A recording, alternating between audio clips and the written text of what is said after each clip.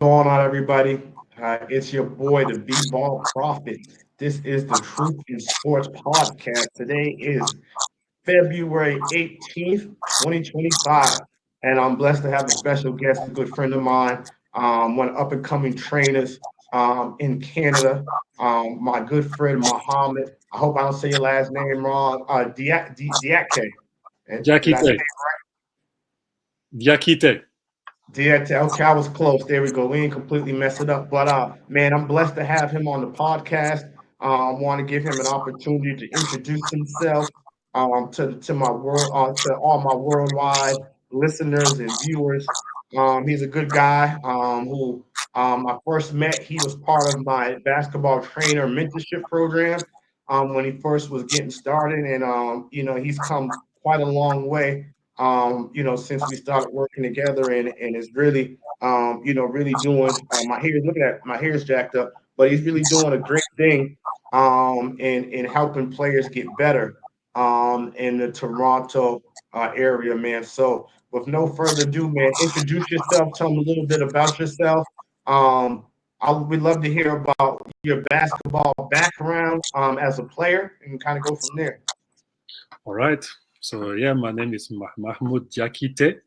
So I'm 39 years old, born and raised in France. So basketball be part of my life mostly. I started playing at 10 years old until 12 when I really got serious in it. So I enrolled in my first club team in France, close to home, for a year, just learning the fundamentals, know how to be. Because I play a lot in the street. So street ball Yeah, compared to like organized basketball is totally different.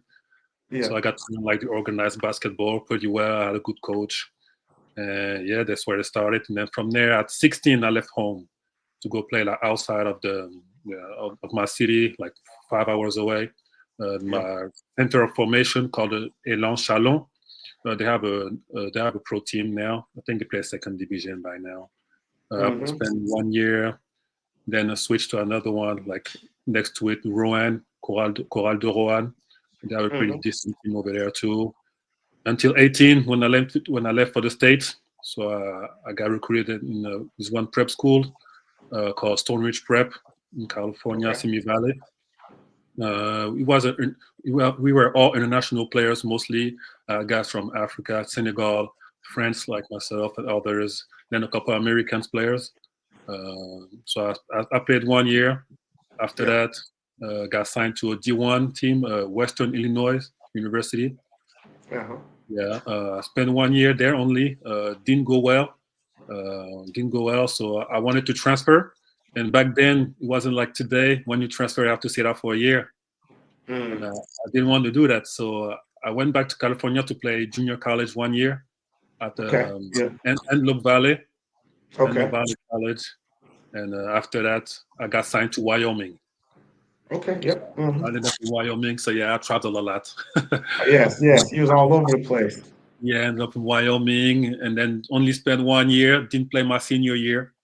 Went back to Europe because same thing, like something that I think it was. Maybe I'm wrong, but it's something that I felt. When you get recruited by the assistant coach, you're not pretty sure to play. Usually, like you're not. Mm. This is how I saw it.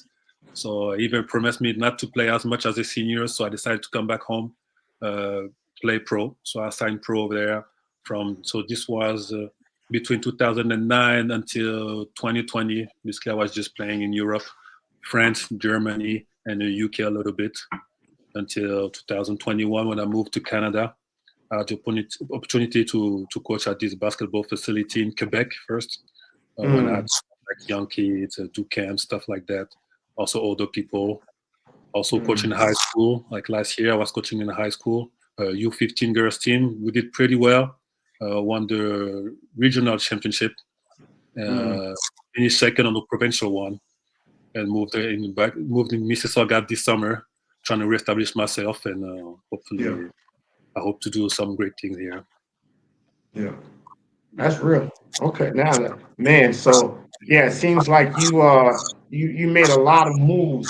Let me ask you, what do you feel like of all the different places you were at going to school? Where did you enjoy the most? The school, Yes. I enjoyed my prep school year. because Okay. I had guys I could relate it to because I'm born and raised in France, but I'm originally from Mali, West Africa, and Yeah. also other African player you could relate to a lot of stuff. We got a lot of fans too. Even our coach he wasn't even American. He was French. Oh, okay.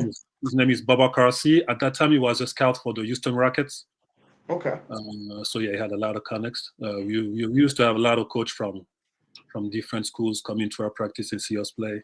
So we got introduced to a lot of people. But yeah, this was probably my best year. We got a lot of fun.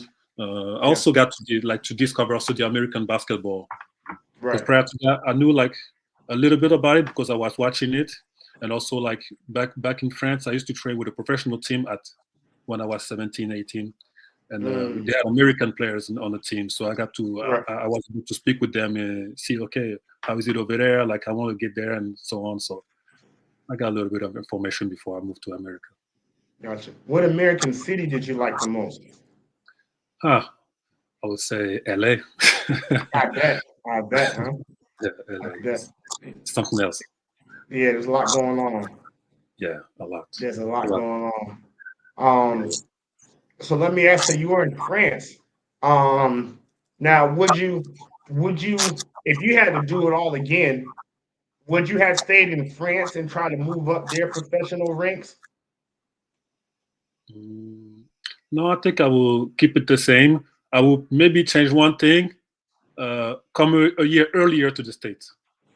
Ah, okay. I would spend 2 years in high school, prep school before moving to college. So I think when I went to college, I wasn't really ready.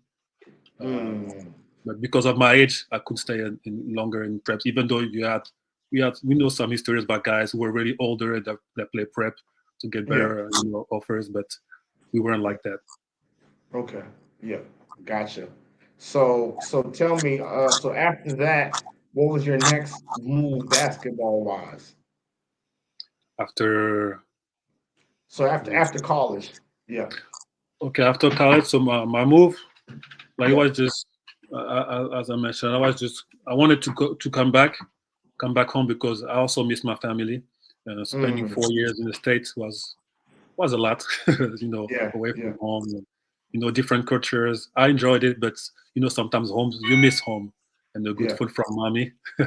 Yeah. Of course. Of course. So yeah, I wanted to go back. My idea was to come back, play pro, maybe get better, and try out for like G League or even NBA teams, stuff like that. But it didn't happen that way, and it's okay. Everything happened for a reason. I'm a man of Mm, faith, so I believe in like everything that happens has a purpose. yeah. And so yeah, so from there also then I got to meet my actual wife. They had Okay. kids, so I think differently because Okay. basketball overseas is different than what we could see in the NBA. You Mm, sign for a season, you never know where you're gonna end up the next year, and you know that you got other guys coming to take your spot. So you have to like lock in and work to have your contract. And if yeah. we don't get big time money as you will see also in the NBA. Right. Of But the big course. thing is the connect. I think it's the advantage, the connect that you make around. Especially for me, I've been able to travel outside of France, Germany, and elsewhere. I didn't mention Yeah. it, but I also played for the Mali's national team, compete for the FIBA Africa Okay. tournament. From Mali. Mali. Yeah, yeah, Mali. Okay. Yes, I had to play against different teams. Senegal, Yeah. Tunisia, who actually played the Olympics the year prior to that. Mm-hmm. Cap Verde. So yeah, I was able to travel a lot. Basketball really like allowed me to travel to a lot of places and meet different people to make some connects. And I think that's the beauty of just playing the game outside of just hooping. Man. Well, let me ask you. So I know you said you migrated from Mali to Africa. I think we see. I'm sorry, from Mali to France. Excuse me.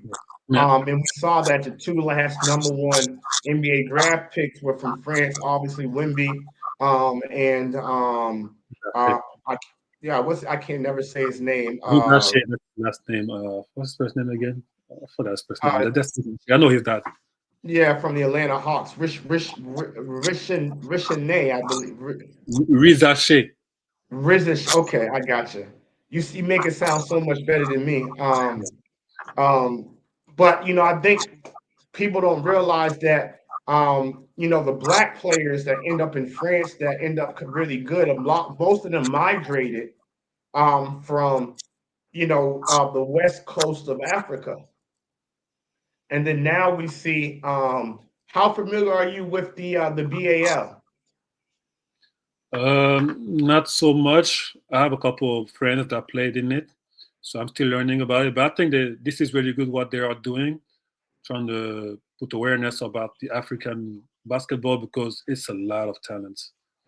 Yeah, You just don't have the right infrastructure or even the right coach to develop these kids. And I think BL is a good place for all those people to showcase what they can do. And basically trying to recreate the NBA in Africa. This is what they're trying to do, right. basically. Yeah, yeah. So they got the BAL. They have the African Next League as well. They have the NBA Academy now in Africa. So, I think the next big wave of talent internationally is going to be coming through Africa, rather directly through Africa, or players that migrate to certain parts of Europe.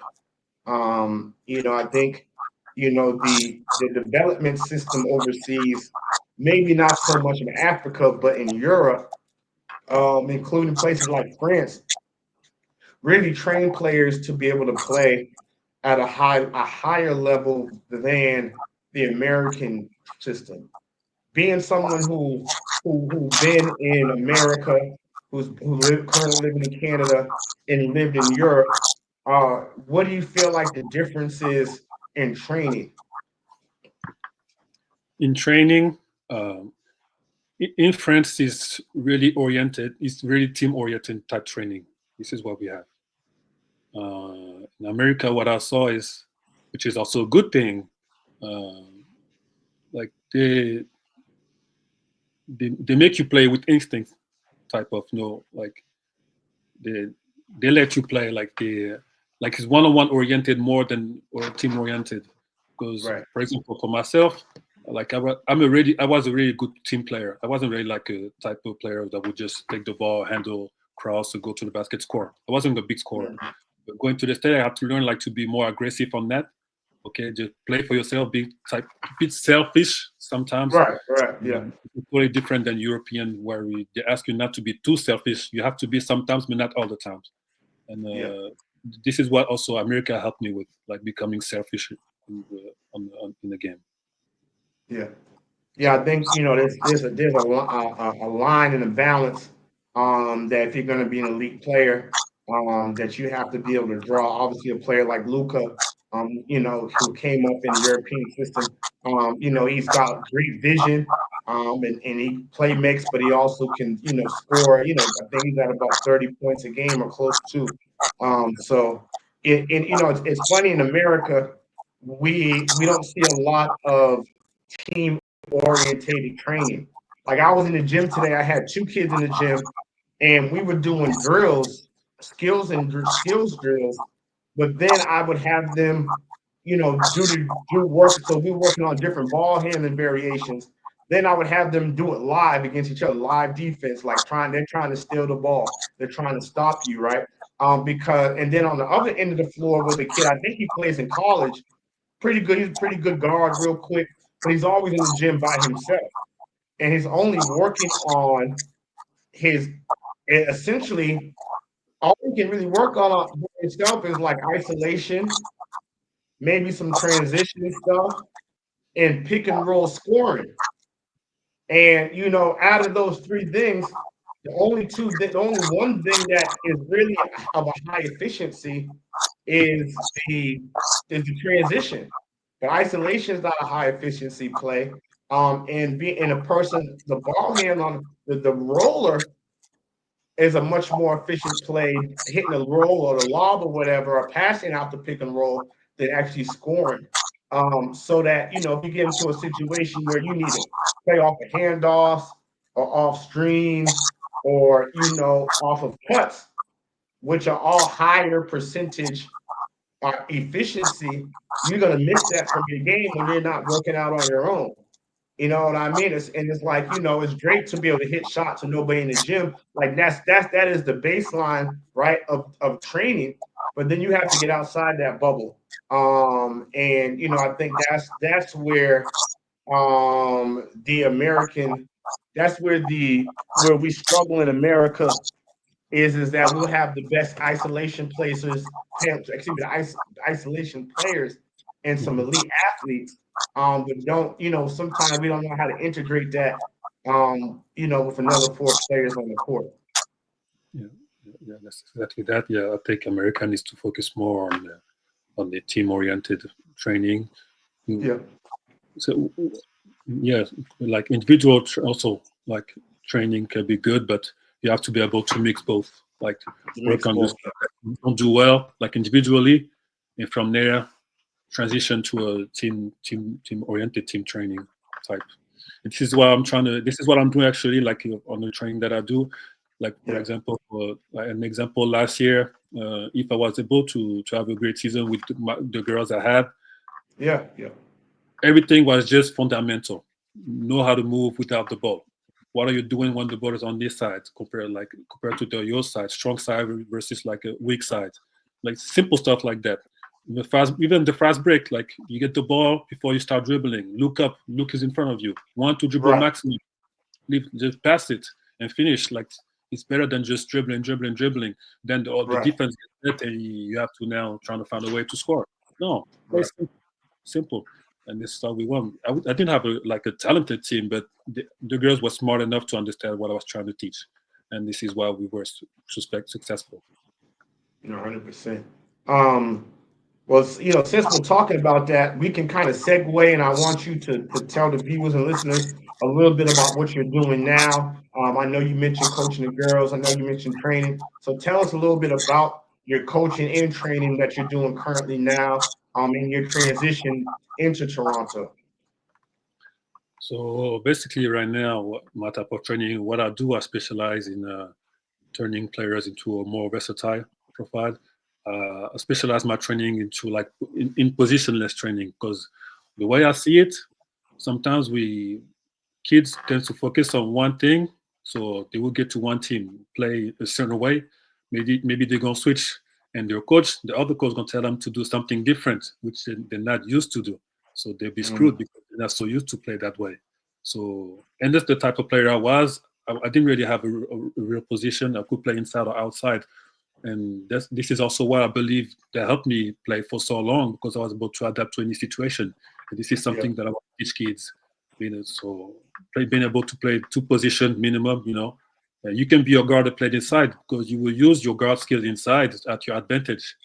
So this is the way I see it, and I emphasize a lot of footworks. Also, footworks, but yeah, like I think it's just a skill that is so overlooked, and yeah. but like you need to have good footwork to dribble, to attack, to anything, even on defense. Mm, 100%. I'm think I'm gonna do a video on the different footwork variations, to create space, to take time, and those type of things, because I feel like those footworks are the basis of everything that you do, and you can variate and you can add to it, but you got to have the basis of those footwork patterns, handling the ball, finishing, and shooting the ball.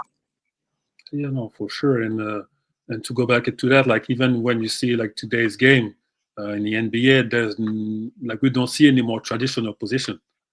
Like Yeah, a guard playing 60 miles, 6'6", they will play the center, or even Wemby. That's a good yeah, yeah. example. Like he's a big man, but he plays outside.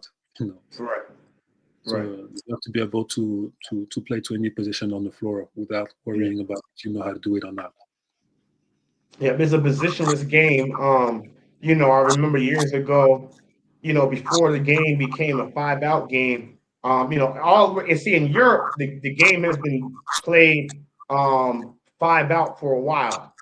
Even the bigs would have to be able to shoot and pass and those things. So I had a kid, he was in a sixth or seventh grade, but he was already about 6'6".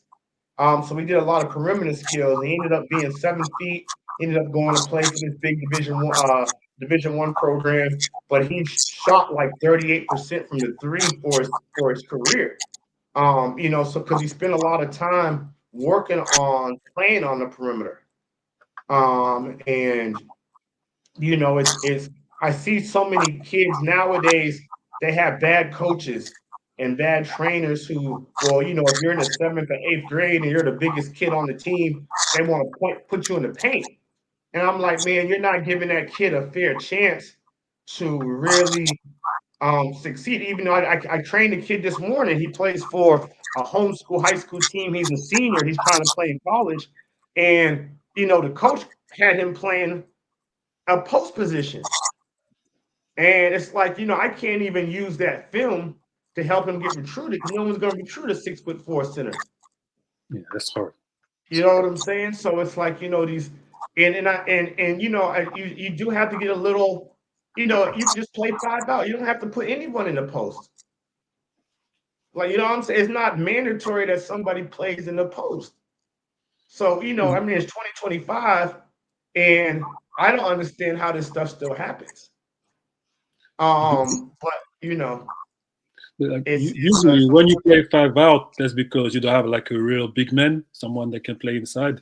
But if you have someone that is like 6'5" and he's the tallest of your team, you could put a 4-out one in. It could be inside without posting, but just be like not the like top of the key, creating like just have a point of like a point somewhere inside where you could just pass the ball and have some cut and stuff like that.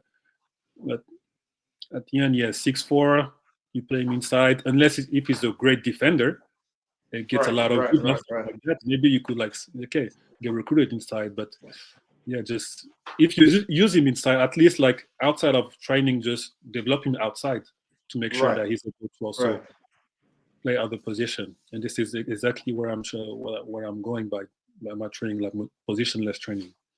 Yeah. That guy. So You never know how tall they're gonna be. Right now he's 14, 15. You don't know. Maybe he'll be like he's 6'4", he's 6 feet. Maybe he'll be 6'6", but in 2 years. So make sure that develop to something. I tell these players, I said, man, they got you playing a center at 6'4". I mean, it's 6'8" guards. I mean, if you want to play at the highest level, I mean, Luka Doncic is what, 6'8"? No, he's small. He's 6'4", I think. Is he 6'4"? Luka's about 6'4"? Yeah. Okay. I thought he was big. He looks bigger. I mean, but I mean, even maybe at I'm wrong. 6'4", I may be wrong. he's a big guard.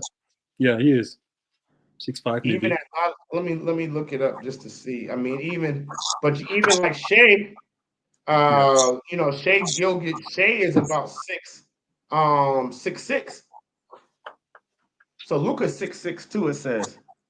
6'6", okay. Yeah. Yeah, 6'6", 230 pounds. That's a big boy.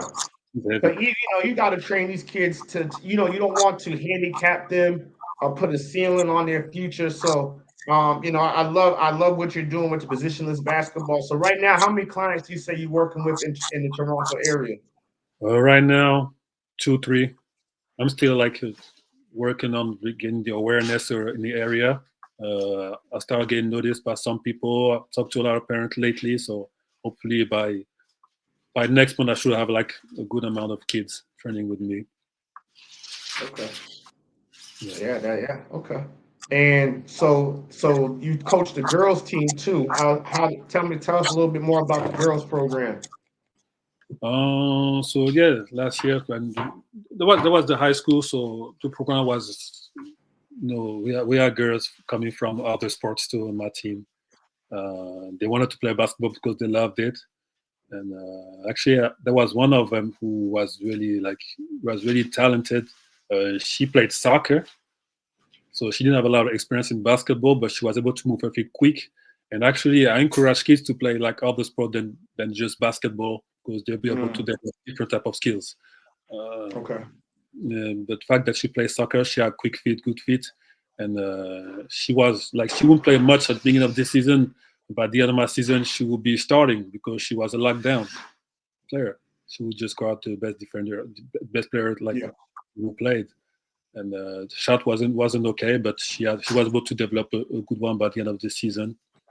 That's But good. other than that, yeah, I was just helping them, like just learning the game, like how to play simple, because everybody was just dribbling, dribbling, dribbling, dribbling, and I hated that. Mm, Me coming mm. from Europe, we don't have that. So Yeah, you have yeah. one dribble maximum, you pass it. If you dribble, that's because you want to go to the basket. No shake and bake. That was No my shit, no shake, no shake and bake. yeah. No That shake was and my bake. philosophy. So if you dribble, that means you want to do something. This is what I Yeah, told we should be everybody. going, like coach would say, go north, south, not east, west, right? Exactly. We're trying to get downhill. We're not Yeah, trying to just not trying to dance. just teaching the fundamentals. Like really, this is what I Yeah, was focused on yeah, all the time. yeah. Um, nah, that's cool, man. Would you say that Toronto basketball is because Toronto's like a really international city. But would you say from a basketball perspective, they're more Americanized or Europeanized? Oh, Americanized, Okay. Americanized. Yeah. Yeah, maybe. Actually, even in Europe, we started becoming like taking some American stuff, Yeah. so Yeah. Yeah. mix it to the It's European stuff. funny. I think the NBA has adopted a lot of EuroLeague stuff, and the EuroLeague has adopted a lot of the NBA stuff. Especially in terms of bringing NBA guards over like Lonnie Walker or Mike James or man, who's my other guy that's out there killing? The, Um, the one there was one in Barcelona with the glasses. What's his name again? yeah, man. Oh my American, God, I think. because he used to play for the You've got Jabari Parker who's there too. Jabari Parker's out there. Yeah. Um, yeah, there's a lot of talent out there. So that you're seeing a lot of that. In terms of the talent that you've seen in Canada, how do you feel like the talent in Canada compares to United States? Or do you feel like the basketball infrastructure in Canada is equal or lagging behind the American system? I would say it's a lot of talent. In Canada, just like in US, but US is a big. and I would not say it's a bigger country, but Mm, Toronto. But yeah, yeah, now it's just development. At the end, it's development. The way you mm, and the way you coach them. Uh, but I haven't really like explored as much Canadian basketball before what I saw since I've been here. I see a lot of talent now. It's just about development because you still see kids start here, but they're moving to the US to and keep get going on their better. development, college or high school. So that means they're lacking something here. Yeah, no, I get it. I think the player development is probably lacking a little bit. But then I also, so I got a couple of guys out of Toronto that's part of my pro player consultant agency.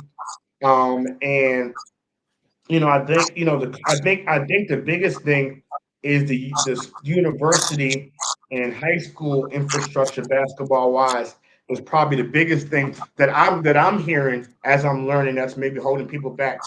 How do you what do you feel about that The high school here, in the yeah, college? yeah, the college, yeah, for the college, like the for what I didn't see the college like the college level here, but in Quebec, for what I saw, um, it wasn't as great. They were like they had to, for example, the team like the college, the university you have in Quebec, they had to compete against like D3 teams in the US. So that tells you about their level. Even though they Mm, had good players, like I think once again, I go back to development. Something is they're lacking development really in high school. Yeah, same like high yeah, school. Yeah, yeah. yes, Okay. they need experience, but yeah, they need more people like who has experience. And I also believe that, which is sad, but I can understand as well. Those that play at the highest level, for example, guys like me, if I was from here, who will play pro, come back home, and just give back to the community. Yeah, That will help them. But I don't think it's a okay. lot of them that do that. That do that. Yeah, they just kind of stay. They kind of get to America and kind of integrate themselves there. No, I get it. I get it. I get it. Okay. Okay. You need more Um, guys. no, that's awesome, man. Um, Talk to me about how your faith um guides you in terms of your coaching and your training, and what your overall mission is um in terms of the game, using the game to bless others. So yeah, for face, I mean, like I use my story all the time. I've been through a lot. Like some stuff like that is really crazy, and Mm, but that shaped my mental, like resilience. Something that I preach a mm, lot. Resilience. Uh, mm-hmm, there's a saying, uh, like something that we say, like in Islam, there's uh, behind every struggle, there's a what's the word, like there's something positive coming into it, so that meaning that mm, every time you go through something really hard, just keep pushing because something better is coming, yeah. and I kept that in mind. So everything I was doing, even though it doesn't go the way I want it to be, like I know, so someday it'll pay, and so in training it's the same. Like I put guys into a situation where they're probably not comfortable with, but I keep telling them Mm, this is the best way for you to get better. If you're not comfortable, be uncomfortable. I mean, mm, like once the lights will be on, you're not gonna be able to perform well because you're not used to it. So just by adding like struggles and struggles, one day the next struggle that will come will be easy for you. mm, It's pretty much mm. the way I see it.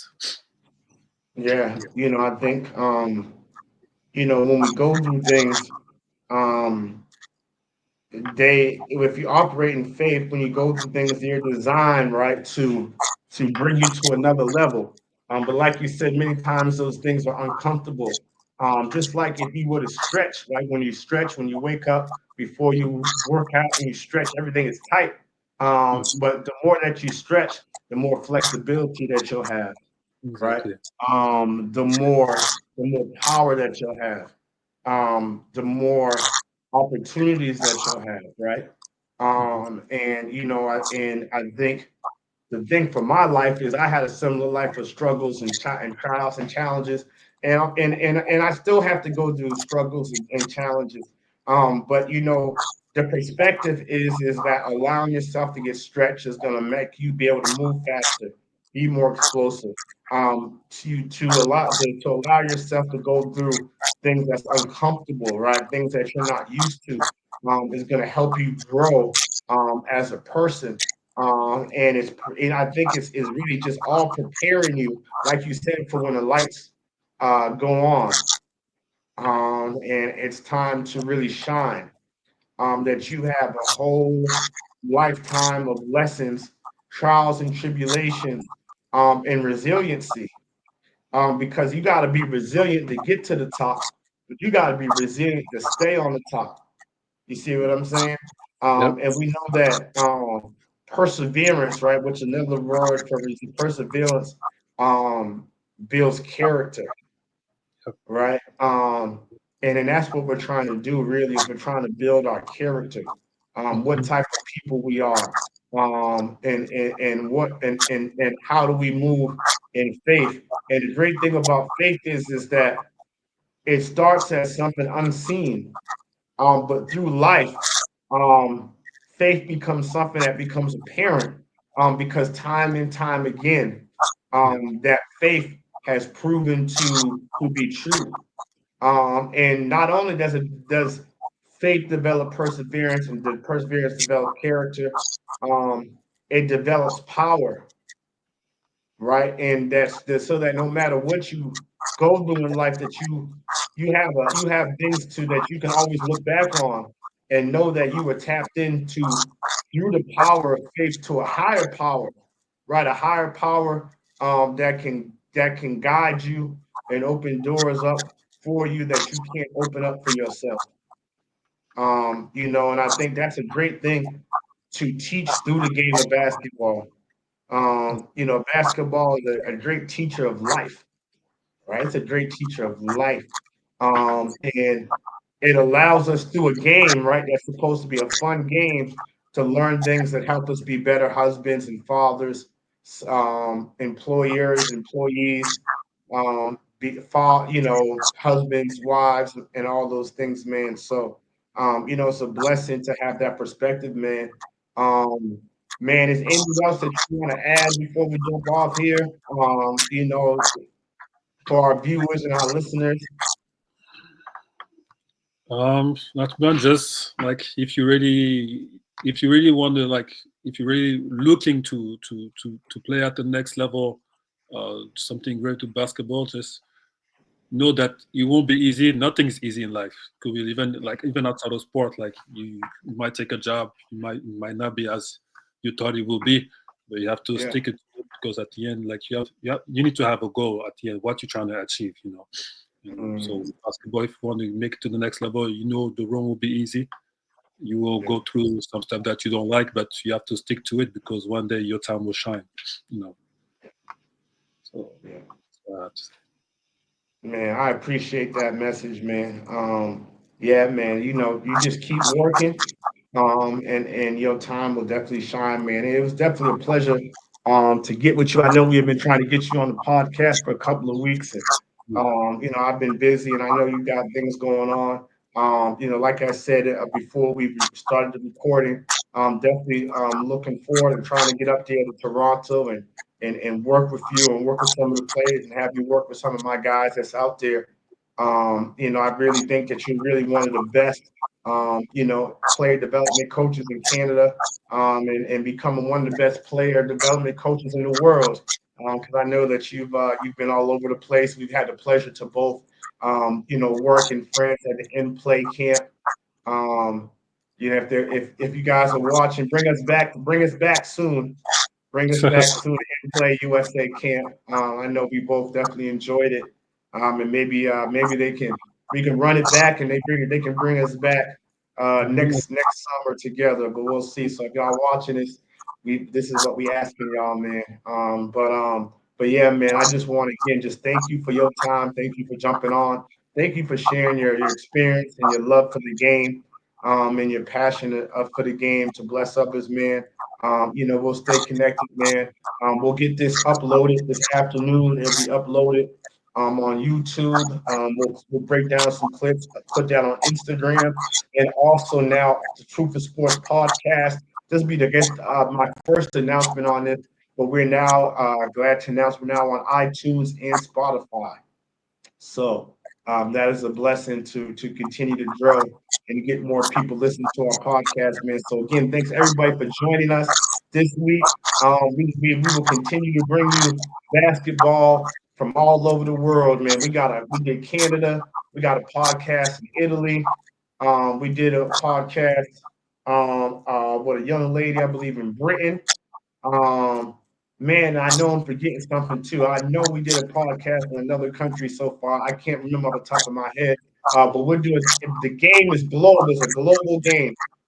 So I'm glad to be part of that and be able to influence people around the globe in a positive way for the game, and to promote faith.